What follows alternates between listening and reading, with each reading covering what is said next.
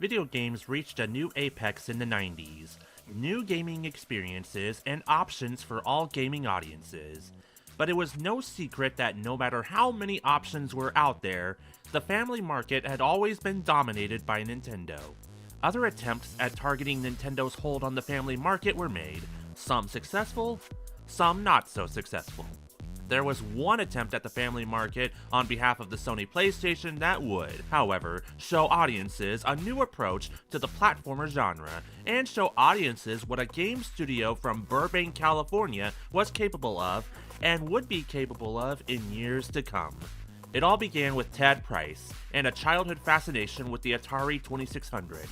Price was driven and motivated to create, with this motivation amplified by his interest in video games. His first exposure to software design was when he got an Apple II when he was 10 years old. When Price was older, he worked as a database consultant saving money for his dream job, developing story-driven video games for home consoles.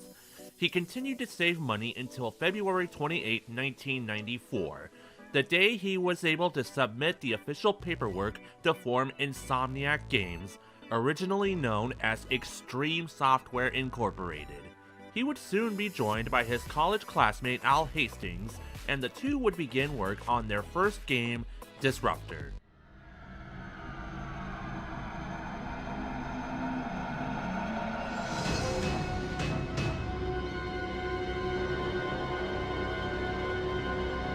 Disruptor was a first-person shooter that, as Price put it bluntly, was inspired by Doom and nothing else. Price and the rest of his team were big fans of Doom and were very inexperienced with actual game development, so they took what was hot at the time and made their own Doom clone. It was originally developed for the Panasonic 3DO.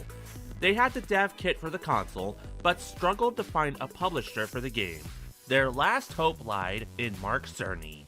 Cerny started as a video game designer whose career got started working on Atari arcade games like Major Havoc and Marble Madness.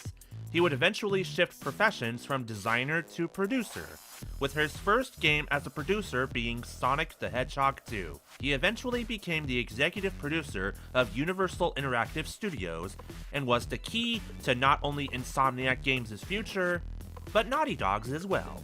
Cerny was not convinced that Disruptor would do well on the 3DO, and was able to convince Price to release the game on the PlayStation. And at the end of 1996, Disruptor was released in North America and Europe. The game did pretty well critically and served as a learning tool for Price and the rest of Insomniac. Disruptor's critical success would justify Universal Interactive Studios' collaboration with Insomniac. While Insomniac was content with Disruptor at the time, there was no desire to revisit the game or the tone of the game, and Cerny agreed, encouraging Insomniac to shift their attention to the family market that Nintendo had dominated since the 80s. So the decision was made for Insomniac's next game to take on a much lighter tone to help compete with Nintendo in the family market. The concept of the game, starring a cast of dragons, was taken by artist Craig Stitt, who was very passionate about dragons. I've always loved dragons. To me, they are just the greatest creature. I mean, it's the combination of a Tyrannosaurus Rex with wings and breathes fire. I mean, you've got the best of everything in a dragon. And immediately everybody said, yeah, that's it. Because dragons can fly, they can run, they can flame, they can jump, they can do anything, and they're cool. A small part of the investment in a game about dragons was interest in the 1995 fantasy film Dragonheart. And Spyro was not originally going to be named Spyro. His original name was Pete, until Universal's lawyers introduced them to Disney's Pete's Dragon. Then he was renamed Pyro, but the name seemed too much of a contrast for what Insomniac was going for, finally settling with the Spyro name. And to help strengthen their case for rivaling Nintendo, Al Hastings had developed a new engine for the PlayStation that made it easier to create open worlds within games, similar to what had been achieved in Super Mario 64, the biggest, most popular platformer at the time of development. Price felt that Hastings' new engine was exactly what was needed to create a whimsical fairy tale-like aesthetic starring anthropomorphic dragons. To help make Spyro seem more fluid while distancing itself from other 3D platformers, Insomniac hired Matt Whitting, who worked for NASA as a rocket scientist, to help program the controls, camera, and to design Spyro's actions in a way that would seem seamless and complementary to the PlayStation hardware. And to help the game keep up with Spyro himself, 2 copies of each world were rendered into the game. One copy of each world was more detailed with textured polygons, and another copy with untextured polygons and simple art design.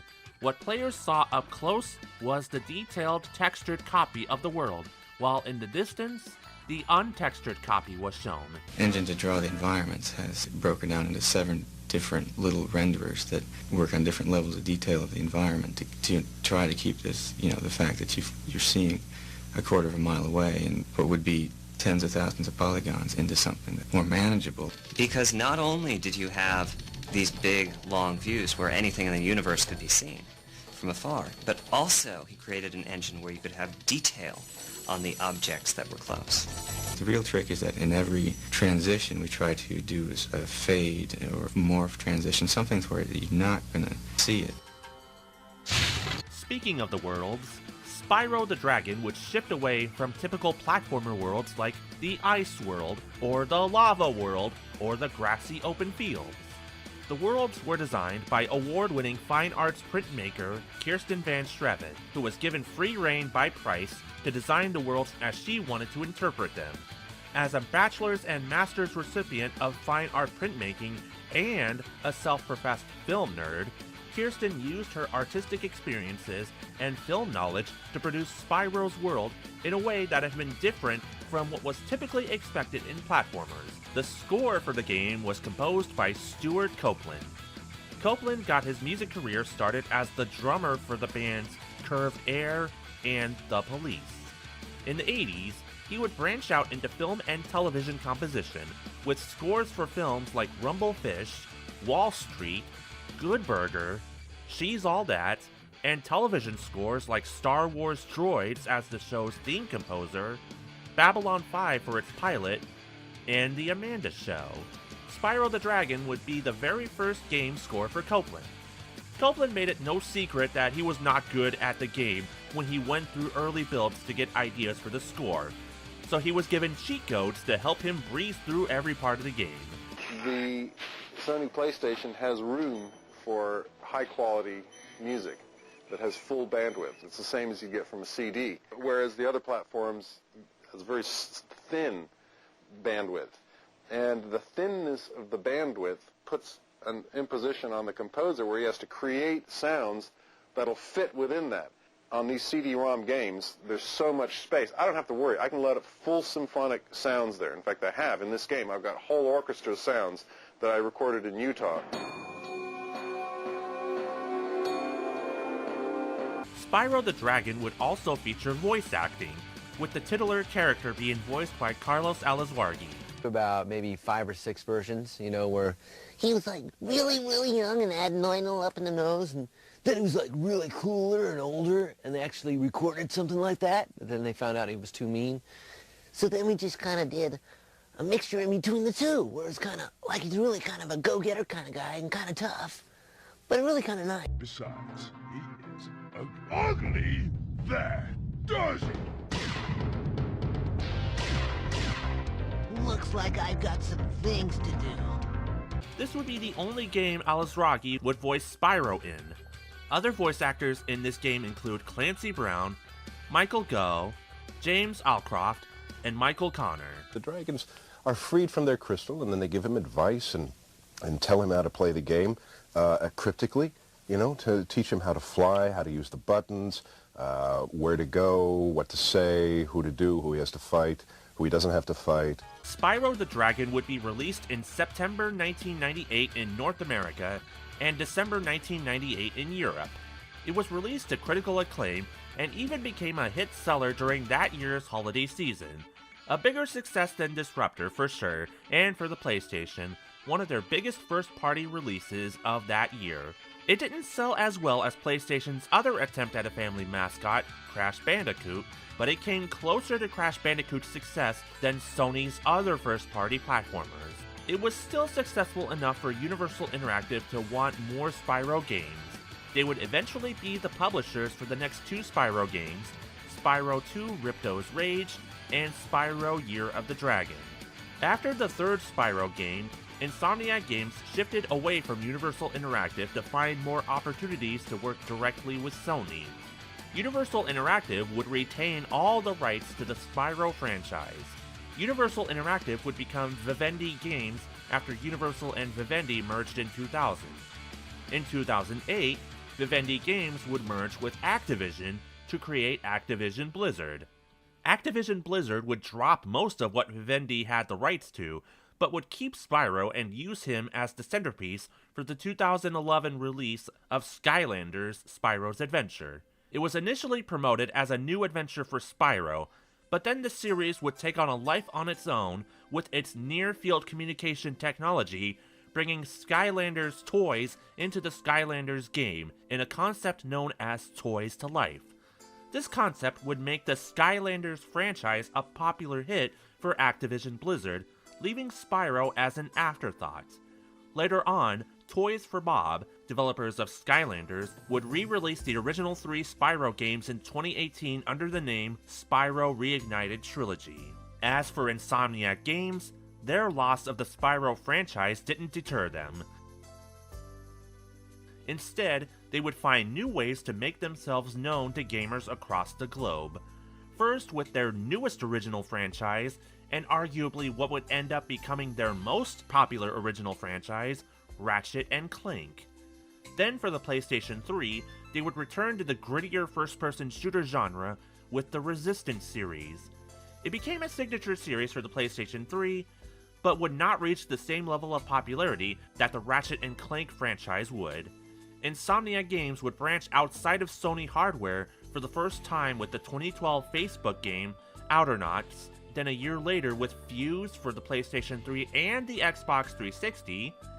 Then in 2014, Insomniac would make its first and only game exclusive to a Microsoft system, Sunset Overdrive for the Xbox One. Insomniac would continue to make different games for different companies and would often revisit the Ratchet & Clank series. In 2018, Insomniac would release Spider-Man exclusively for the PlayStation 4, becoming Sony's fastest-selling title, the United Kingdom's best-selling game of 2018, and one of Japan's fastest-selling Western titles. In 2019, Insomniac Games would be acquired by Sony for $229 million. Ted Price would remain the company's CEO, just as he was when he started the company in 1994 under its Extreme moniker. All the buzz, accolades, and critical acclaim. It all began with a purple dragon. Spyro the Dragon was considered back then and even today as one of the best non-Nintendo platformers of the 90s. It helped diversify Sony's image as more than just a game studio for an older, more hardcore audience. Spyro's success would lead to the success of even more hit franchises for Insomniac, and while Insomniac was finding ways to strengthen their resume, Spyro would inadvertently inspire one of the most popular uses of the Toys to Life concept in the 2010s. But the original impact that Spyro the Dragon had on gaming and its audience would not be forgotten, thanks in part to the Reignited Trilogy and the reminders of what Insomniac Games' first successful major release was.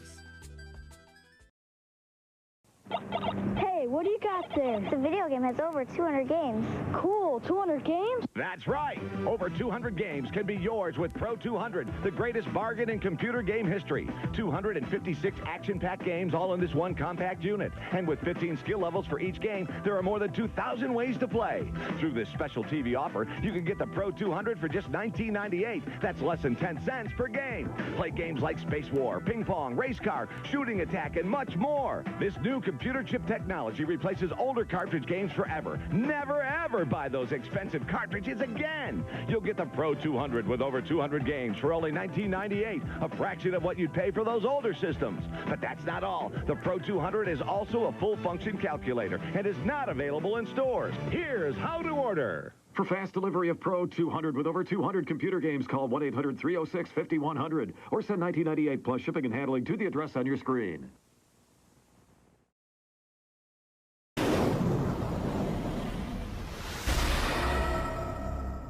Bust a Groove. When Parappa the Rapper was released, it changed video games by helping establish music games stand out as its own successful genre. So when the music genre is meshed with another popular genre, the fighting game genre, you get this game. In Japan, it's called Bust a Move, Dance and Rhythm Action. But due to there already being a game in the West released as Bust a Move, it got renamed to Bust a Groove. The premise of the game is simple. You control one of 10 characters, with 4 additional ones you need to unlock. And then you go up against the other characters in different dance fights. Each character is represented by both a song and a specific dance style.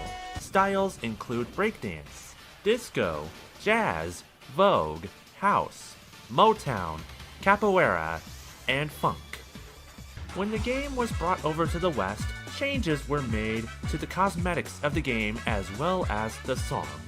The songs Uwasa no Capoeira and Warete Pon received English adaptations titled Capoeira and Shorty and the Easy Mouse respectively. Aozora no Knife, the song used for Kitty End, got an English adaptation and a brand new arrangement simply titled Bust a Groove.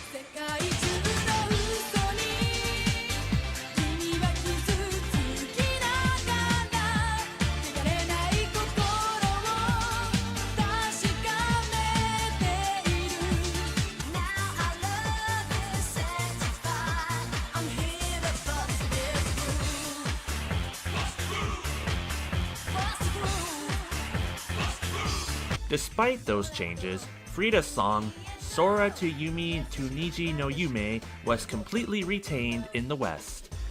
Pam, Strike, and Pinky had their songs slightly edited to hide a certain racial slur or to hide references to alcohol.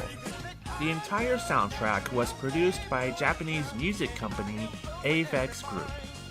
Avex Group is famous for signing and producing some of Japan's biggest music talents like Ayumi Hamasaki, Do As Infinity, and Every Little Thing, just to name a few. To ensure that the entire game was playable to both casual and experienced gamers alike, each song was recorded with a 4/4 beat. That way, the entire game was consistent on when you need to time the button pushing, only changing the tempo on certain songs. Bust a Groove was a unique approach to both music games and fighting games. It proved to be a hit, spawning 2 additional sequels. Unfortunately, the second game was never released in Europe, and the third was only released in Japan.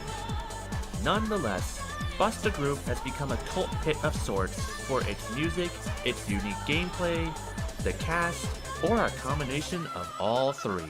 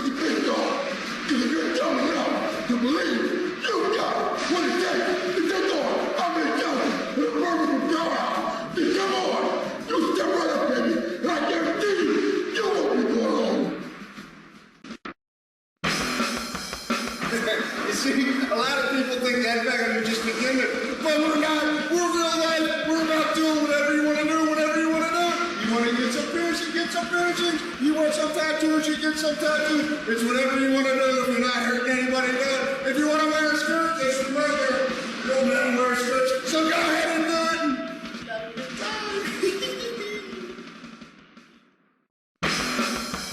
You got a little bit lucky that time. You pulled some moves out of your britches, but this time, I'm gonna give you a good old ass whooping, you know why? Because it's the headbanger's way. And when I get to 1, 2, 3, yeah, that's 3, I'm gonna be victorious.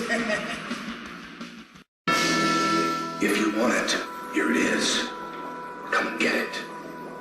But this time, you're going to have to fight for it.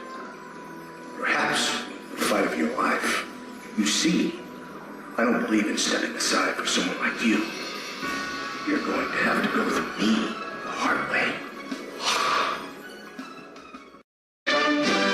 You're the piece of the trash of the World Wrestling Federation could never be the championship material that I am. If you think you've got what it takes to put the choke chain on the British Bulldog, then think again.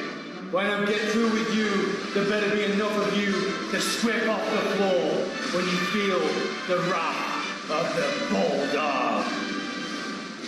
We are the nation! So you put me down. Big deal. I've been beat before, brother. And there ain't no way you're gonna do it twice. Weapons? Why would I want a lousy piece of garbage like you ruining my good looks? On second thought, use whatever you can find, because a no-talent, out-of-shape, bum loser like you is going to need all the help you can get to beat the King of Hearts. I don't look at these matches as being dangerous. I look at them as a chance to play with all my toys. And it will be fun for me, but not for you. How would I say? Okay, you beat me once, but I never lose twice. Are you ready? The Heartbreak Kid is man enough to admit when he gets beat. Don't get too cocky, big man, because it just might come back to bite you in the, Oh, I forgot. This is a family game. First of all, let's get one thing straight. There is no one that can do what I can in the ring. You can take all those backstabbing hyenas and line them up, and none of them can beat me fair and square on my worst day. You're no different from any of them, and you're about to be excellently executed. Are you ready? Are you serious? That was the worst display of athleticism I have ever seen. The way you bummed around the ring. You're lucky to have even made it to the WWF. Let me show you how a true thoroughbred wins his battles. You may have conquered the others in the World Wrestling Federation, but you have yet to knock on the door of the Reaper. Your weak soul can't possibly handle the power of the dark side, and I will make your death as painful as I can. We are the nation! All right, I've been dreaming about putting you away since your first match here. And what better way than smacking you around with anything I can find? Give me a ladder, give me a chair, it doesn't matter to me. You just be prepared to go down rock hard. People ask me what Austin 316 means. You're fixing to find out firsthand, son. It's going to be a cold day in hell before I lose to a piece of trash like you. And that's the bottom line, because Stone Cold said so. And after 13 years, I can finally say I have absolutely no urge to play this game. New Asteroids is here for PC and PlayStation with 3D graphics, deadlier weapons, and two-player action. It's the most addictive game ever. Raymond! You're a weak man, Ray. Asteroids, they're back.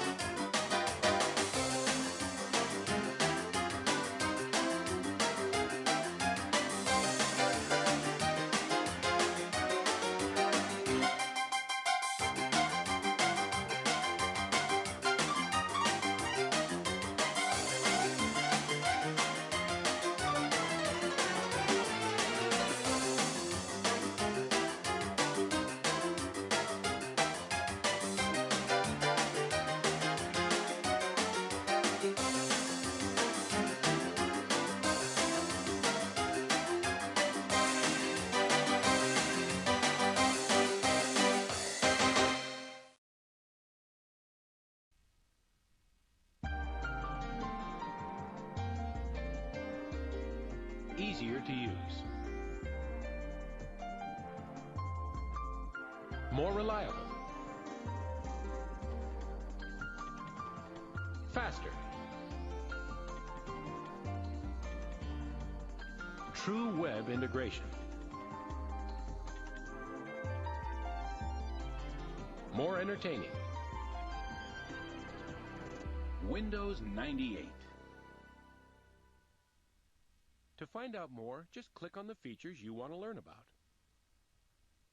Windows 98 makes your computer easier to use with new and enhanced features that reflect years of feedback and innovations. To find out more, click on a topic.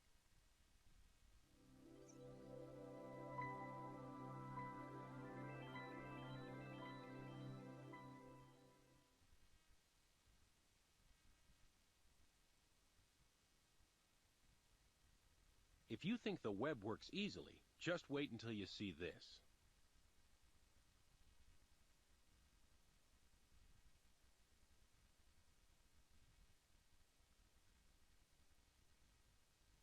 You can make your entire desktop work just like it.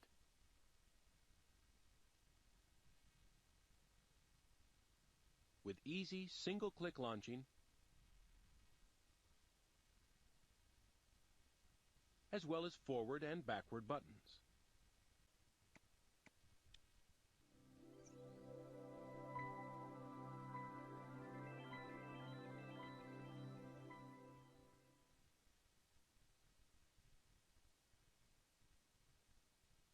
The Universal Serial Bus makes your computer easier to use by giving you advanced plug-and-play capabilities.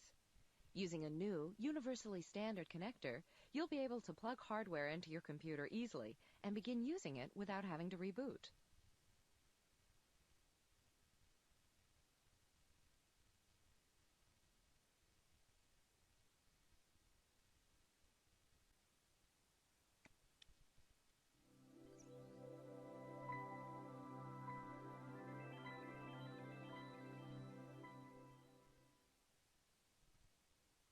Internet Explorer is fully integrated into Windows 98. This turns the Internet into a seamless part of your desktop.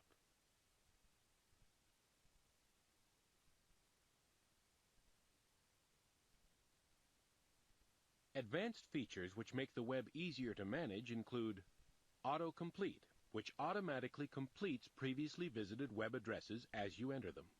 Improved listing of your favorite sites. Improved history and tracking of sites visited. Support for all major Internet standards, including ActiveX, Java, and more, as well as improved performance with dynamic HTML, which will make web pages richer and more interesting.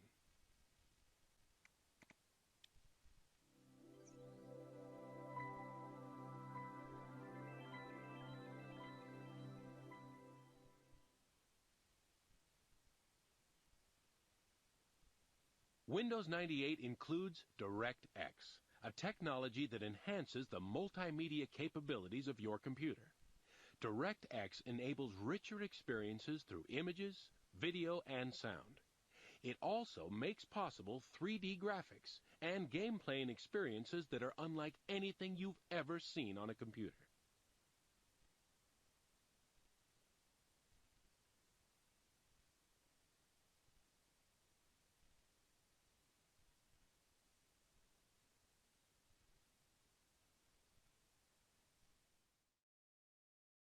There's only one hero who possesses the strength, the skill, and the courage to save the world single-handedly. Glover! Strength? Glover's got the magic and the moves to match big bad bosses. Skill? Glover's got the brains to solve mind-boggling puzzles. And talk about courage? Glover's got the to handle any challenge. Glover! For Nintendo 64 and PC CD-ROM, gotta love the glove.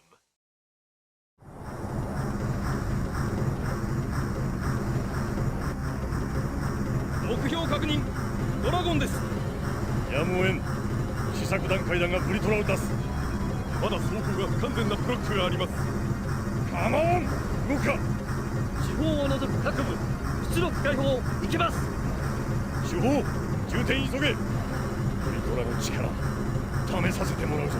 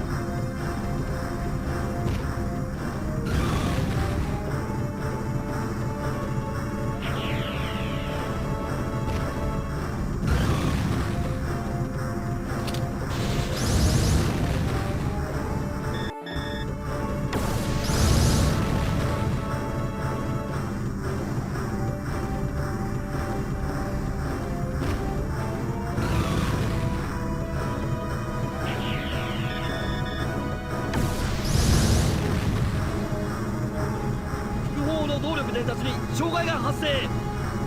急急げ。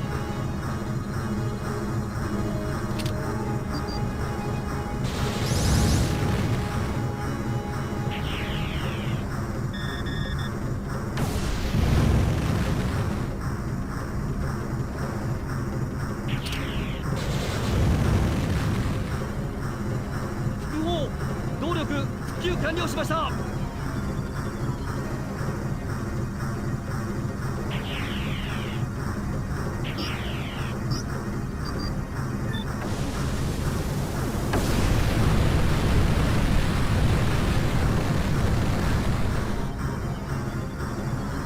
副砲の動力伝達に障害が発生。急げ。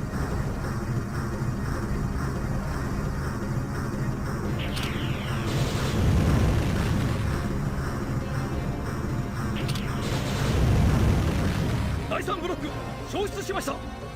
第1、第2ブロック機能停止しました。出力低下、高度を保てません。なんとか持たせろ。手法はまだか。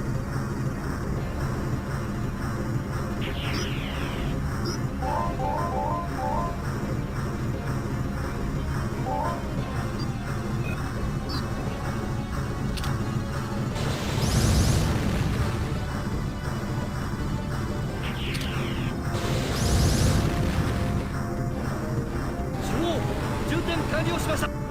手法発射準備。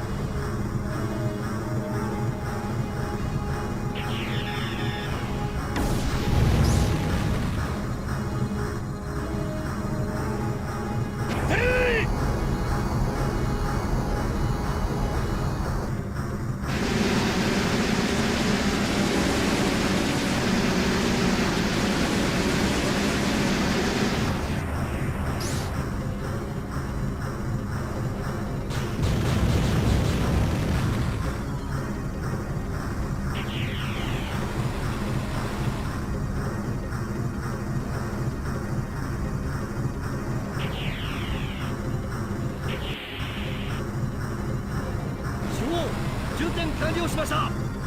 手法発射準備。